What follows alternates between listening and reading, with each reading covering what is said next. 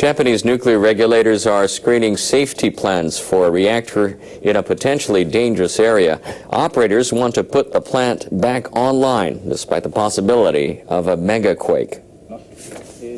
Members of the Nuclear Regulation Authority spoke with representatives of Chubu Electric Power Company. They wanted to know about safety measures staff have put in place for the Hamaoka plant in central Japan. Staff asked the regulators earlier this month to check their safety measures for the plant's number 4 reactor. They have to satisfy tougher new government guidelines before they can restart any reactor. Company representatives said they're building a 22-meter breakwater in case of a tsunami. Regulators ask how they'd study the possible effects of an earthquake when data on the focal area are limited. And they asked how badly a tsunami could damage facilities that cool the reactors. Plant operators shut down their reactors 2 months after the Fukushima nuclear accident in 2011. Government officials asked them to take the facilities offline because they were concerned about the possibility of a megaquake. Japanese power companies have applied for safety screenings for 17 reactors at 10 plants. That's 1/3 of the reactors across the nation. All of Japan's nuclear plants are offline.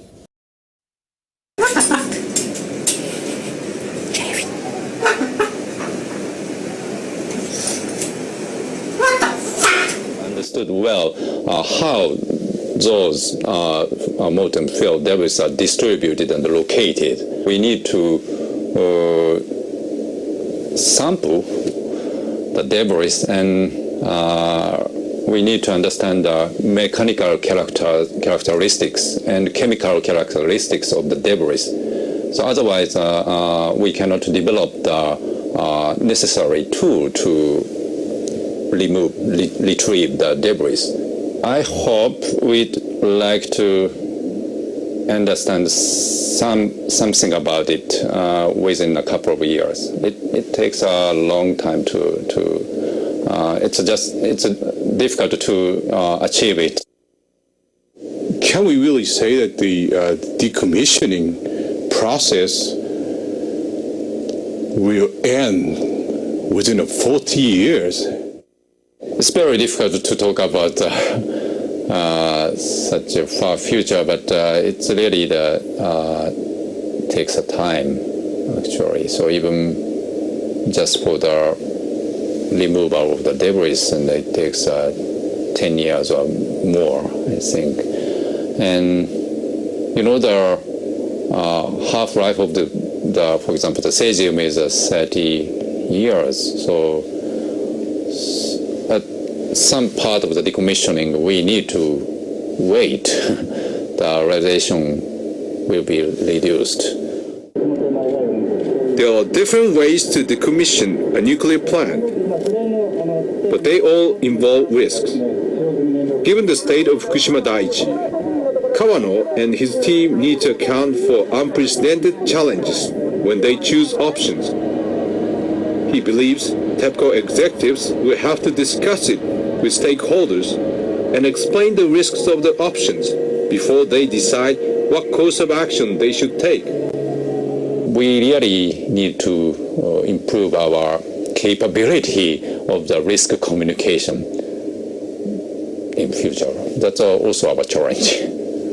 Regarding also the decommissioning, we need to share that information.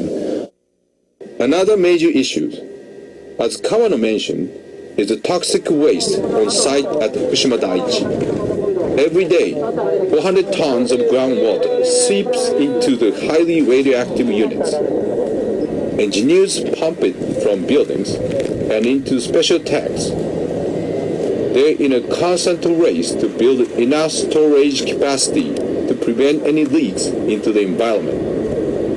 It's really impossible just to continuously accumulate that water in the tank. It's not a reasonable way. So we need to think about the possibility of discharge or the other alternative ways, like evaporation or something like that. TEPCO engineers are planning to introduce a new device. They say it's capable of removing all radioactive isotopes from the water. Kawano says The manager needs to talk to local residents in order to decide how to resolve this problem. Looking ahead, engineers have started updating the decommissioning roadmap.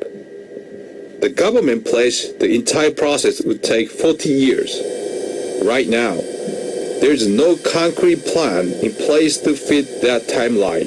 Says a trouble-plagued treatment system for radioactive water at its Daiichi plant stopped again on Wednesday. The system is supposed to run full speed from April.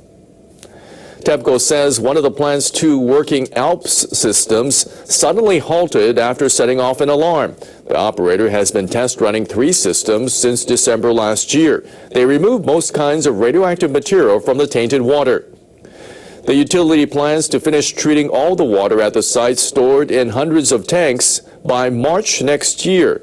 But the plan has been beset by trouble. Japan's crippled nuclear plant are getting ready to keep an eye out for a potential new problem. They plan to dig observation wells on the Fukushima Daiichi site in case a radioactive spill gets into the groundwater. More than 100 tons of contaminated water overflowed from a storage tank last month and spilled onto the ground. Staff with Tokyo Electric Power Company said someone opened valves that should have been closed. They're using pumps to recover about half the spillage and removing tainted soil. Still, they're worried contamination could get into the groundwater and spread. Staff say they'll dig observation wells in 3 places, and they'll dig a well that they can use to pump up groundwater in case it gets tainted. Company officials say they're applying lessons they learned after an earlier leak. 300 tons of radioactive water spilled last August. Samples from wells showed it probably reached the groundwater. A fishermen's group in Japan is demanding to know what caused the latest spill of highly radioactive water at the crippled Fukushima Daiichi nuclear plant. The group says that last week's leak is causing them grave concern.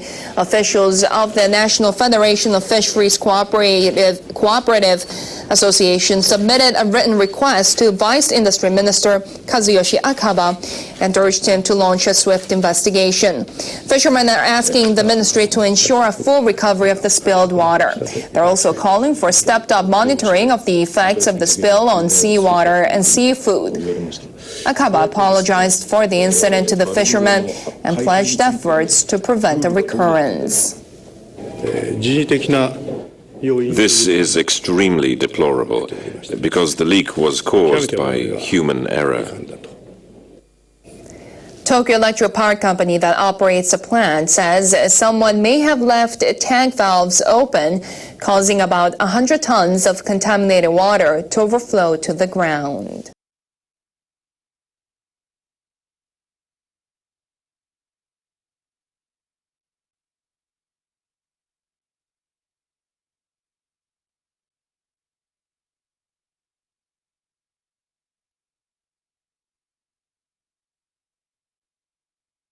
From business to news here in Japan, many people attempting to recover from the physical effects of the 2011 disaster in northeastern Japan are also struggling with depression. A recent university survey indicates that over 1 out of 4 residents may suffer from the disease. A team from Tohoku University conducted the survey. Members interviewed nearly 3,800 residents of Miyagi Prefecture beginning in May 2013.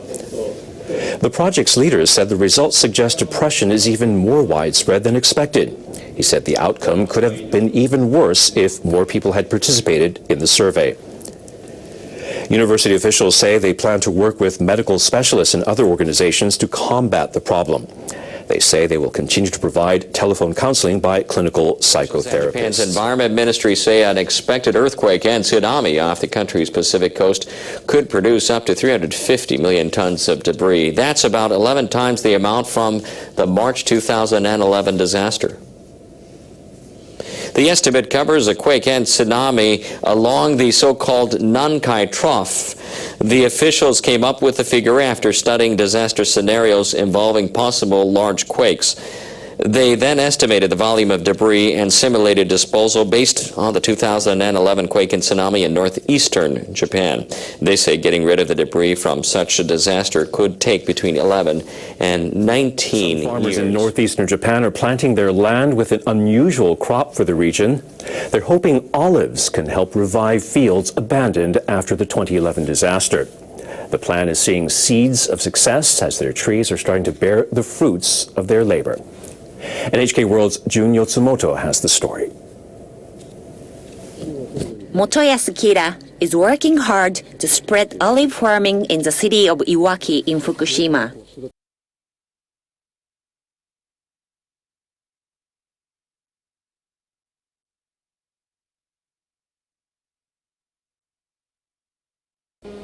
He started 5 years ago, trying to fill abandoned farmland with crops to boost agriculture in the area.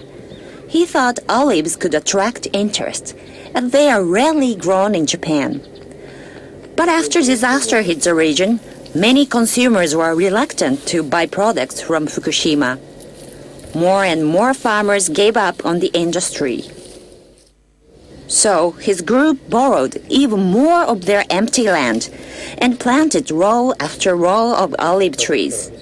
They have more than 3,000 growing in 30 locations. Last year, he and his team produced their first ever fruits. When I brought in the idea of growing olives, it seemed everything was moving in the right direction.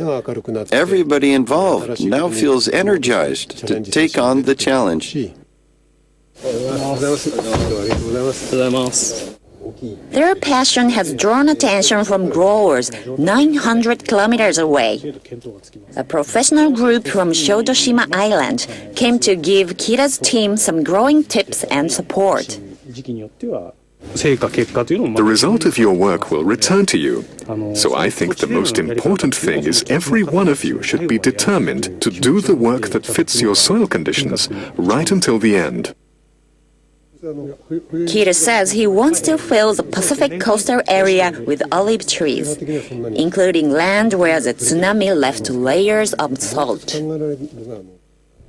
The project has expanded to the neighboring prefecture of Miyagi. The town of Watari was severely hit by the tsunami. Survivors there have tentatively planted olives, believing they are strong enough to grow on salted land. Keiichi Saito's strawberry farm was washed away in the disaster. When he was losing hope, he was offered the idea of growing olives from Italy. His trees struggled at first, but they are now showing lush green leaves even in heavy snow. Our town was badly hit by the tsunami, so I want to grow olives and make them a new specialty crop from our town.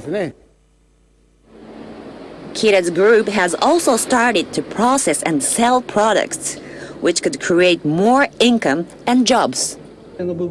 These are samples of what they've created. Spearfish smoked with olive branches and preserved in olive oil. Noodles containing powdered olive leaves. Specialists test the radiation levels before they are sold. The olives have all been shown to be radiation-free. Kira's project is attracting Motokatsu Kuana. He runs Italian restaurants in the city. He decided to grow olives, so his company rented some abandoned farmland. I feel like petting the leaves, saying, "Grow well. They're so dear." Kuana says his olives could give diners a unique experience in the future. We process the olives with our own hands. They're absolutely safe.